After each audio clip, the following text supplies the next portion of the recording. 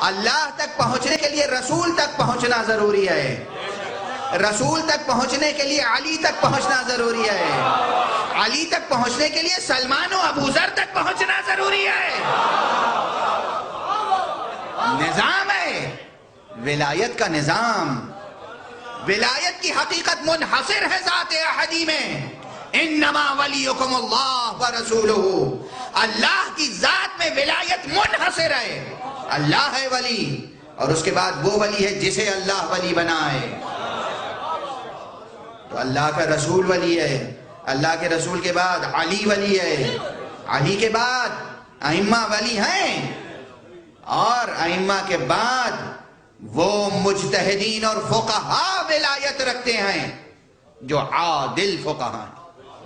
عادل یعنی امانت دار، عادل یعنی وفادار، مجتہدین فقہاء، مجتہد جامع الشرائط، ان کی تقلید کے بغیر آپ آگے نہیں بڑھ سکتے۔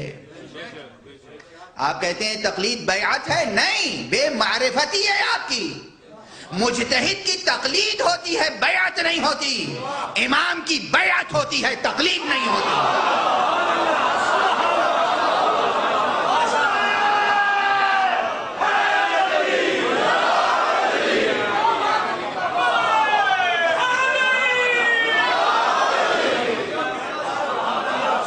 بہت سے پیدا ہو گئے صاحب، ہم تو علماء کو جانتے ہی نہیں، ہم تو براہ راست امام زمانہ کی تقلید کرتے ہیں، اس کی تقلید کرتے ہیں جسے دیکھا نہیں، جسے دیکھ نہیں سکتے۔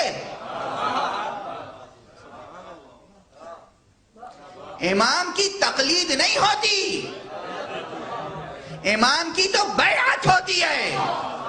امام کے ہاتھوں پر نفس کو بیچا جاتا ہے، بیعت یعنی نفس کو بیچ دینا۔